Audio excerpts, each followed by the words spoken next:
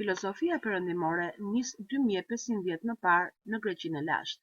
Njerëzit nga natyra e tyre janë qenie kurioztare. Ata janë përpjekur të shpjegojnë fenomenet natyrore me anë të forcave të mbinatyrshme.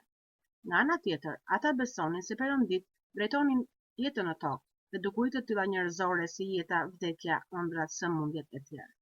Filozofët ishin ata që nuk u mjaftuan me shpjegimet e pranuara nga shumica e njerëzve.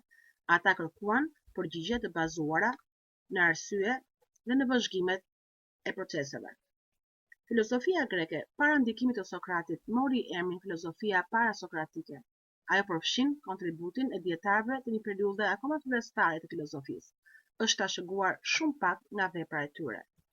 Përfaqësuesit më kryesor të parasokratikëve janë Talesi, Pitagora, Herakliti, Demokriti e tjerë. Këta filozofë u munduan ta shpjegonin botën duke u nisur nga elementet e saj përbërës. Problemi kryesor që ata parashtruan ishte: cili është elementi bazë në themel të gjithçkaje që na rrethon? Shpjegimet e tyre janë të rëndësishme sepse paraqesin përpjekjet e para për të kuptuar botën jashtë kuadrit të mitologjisë dhe teologjisë. Filozofët më të rëndësishëm të lashtësisë, ose siç quhet ndryshe të periudhës helenike, janë Sokrati, Platoni dhe Aristoteli.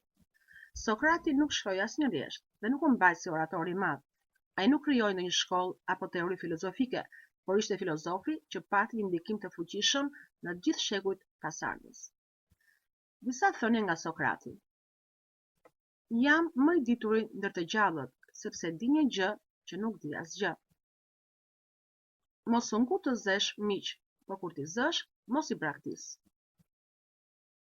Ai që dëshiron të ndryshojë botën, fillimisht duhet të ndryshojë veten e tij. Nuk jam as Athinas as grek, jam qytetar i botës. Mos i quaj besnik ata që të lëvdojnë fjalët dhe veprat, por ata që me përzemërsi të qortojnë për gabimet.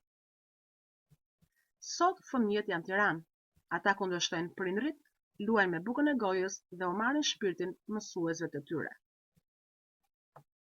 Lehtë mund ta falim një fëmijë që ka frikë nga errësira.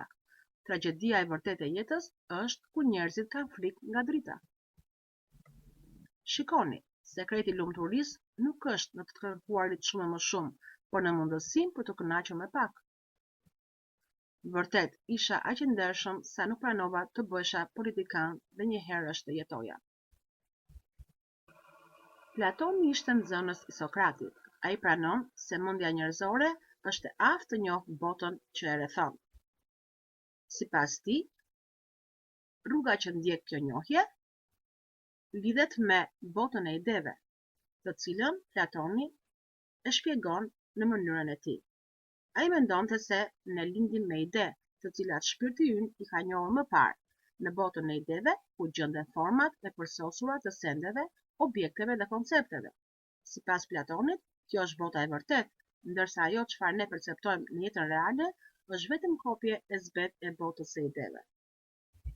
Ja se si e shpreh Platoni përmes alegorisë së shpellës teorinë e tij të njohjes. Miti i shpellës. Imagjinoni njerëz të cilët jetojnë brenda një shpellë që nga lindja e tyre. Të gjithë janë të kthyer me kurrizë nga drita dhe shikojnë vetëm në thellësitë të shpellës. Janë të lidhur kokë e këmbë si nxirr, në mënyrë që të mos lëvizin dhe të mos kthehen prapa për të parë. Njerëzit e shpellës nuk shikojnë asgjë tjetër përveç se vetvetes dhe hijeve të njerëzve apo objekteve të ndryshme që pasqyrohen në muret e shpellës në saj të zjarrit që digjet pas tyre. Nëse dikush do të arrinte të shlirohej dhe të dilte jashtë shpellës, ai do të shikonte objektet reale dhe do të përballej me diellin që shkëlqente. Ky njeri do të verbohej nga kjo dritë. Mundet që ai i hutuar të kthej përsëri me fytyrë nga muri, ose do të pranonte realitetin e ri. Reflektoni, a mendoni se gjëja e parë që duhet të bënte ky njeri do të ishte hapja ngadalë e syve derisa ai të mësojë me dritën e diellit? Reflektoni sipas pyetjeve që janë vendosur në materialin përkatës.